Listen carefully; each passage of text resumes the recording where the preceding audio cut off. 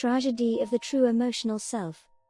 Part 1, the 50-50 split, defined versus undefined solar plexus. In human design, the world is evenly divided. 50% of humanity has a defined emotional center. 50% has an undefined emotional center. And these two groups experience emotions in completely opposite ways. Defined emotional solar plexus, I create emotional waves. If you're emotionally defined, you don't feel emotions from others, you generate your own inner emotional waves. You live in cycles, highs, lows, clarity, fog, passion, depth, emotional creativity. Your feelings rise and fall, like a tide nobody else can control. You're not meant to be stable. You're meant to be deep, emotional, honest, and expressive. But many emotionally defined people were punished for their emotional waves as children. They were told, stop being dramatic. Calm down. You're too emotional. Don't be so sensitive. So they learned to swallow their feelings, and those swallowed waves became pressure cookers inside their body, exploding later as impulsive decisions, emotional outbursts, mood swings, chaos, or ungrounded leadership. Yes. The world's presidents, CEOs, and dictators are often heavily conditioned emotional beings who were never taught how to ride their wave. Undefined emotional solar plexus, I amplify other people's emotions. If you're emotionally undefined, you do not create emotions internally. You absorb and amplify the emotions of others. You feel everything. Twice as strong. Twice as loud. Twice as overwhelming. You became the child who walked on emotional eggshells, scanned the room for danger, felt responsible for keeping the peace, tuned into every shift around you, held more emotion than your body could handle. And because it was too much to feel, you learned to defend yourself through coldness, distance, harshness, shutting down, silence, emotional numbness. Not because that was your true nature, but because it was the only way to survive the emotional storms of others. In reality, your true nature is warm, gentle, kind, deeply compassionate, soft, empathetic, harmonizing, emotionally attuned. But the world rarely got to see that because the world drowned you. Part 2, the tragedy of the secret self. Here is the heartbreaking truth. Whether defined or undefined, every human learns to hide their secret self because childhood made authenticity unsafe. Emotionally defined people hide their emotions. Emotionally open people hide their warmth. Both learned. If I am fully myself, I will be rejected, punished, abandoned, or overwhelmed. So we build layers: public self, private self, secret self. We show the world our mask, not our truth.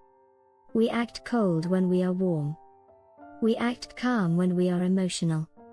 We act tough when we are soft. We act independent when we crave connection. We act distant when we want to be loved.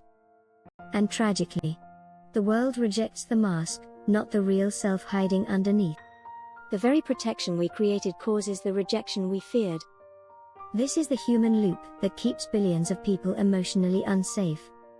Part 3, emotional safety equals revealing the secret self. Here's the breakthrough. The secret self can only come out when the emotional body feels safe again. When the memory charge, M, becomes neutral. When the nervous system stops expecting abandonment. When circumstances no longer trigger old wounds. When our formula kicks in, E equals M times C squared, becomes E equals 0 times C squared equals 0. When the emotion is no longer linked to an old wound.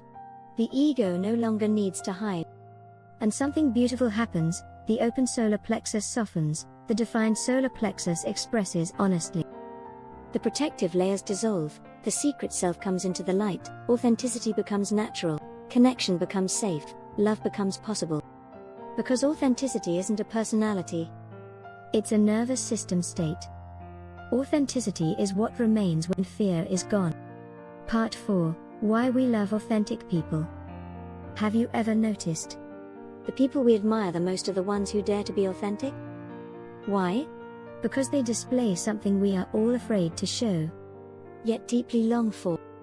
Authentic people don't hide, don't pretend, don't perform, don't shrink, don't mask, don't apologize for existing. They show up as their secret self, out in the open. And when we see that, it reminds us of who we truly are beneath the layers. Authentic people feel like fresh air, because they carry no emotional deceit. We are drawn to them, because they represent the freedom our own body has been begging for. Part 5, The New World. Imagine a world where emotionally defined people are taught to ride their waves, not suppress them. Emotionally open people are taught to protect their sensitivity, not armor it. Imagine a world where the secret self is not hidden but welcomed. Where emotional safety is the norm. Where authenticity is easy. Where people meet each other without masks, without fear, without the old trauma script. A world where we show up as who we truly are because we are no longer afraid of rejection or abandonment. It is possible. It begins with emotional safety. It continues with honesty.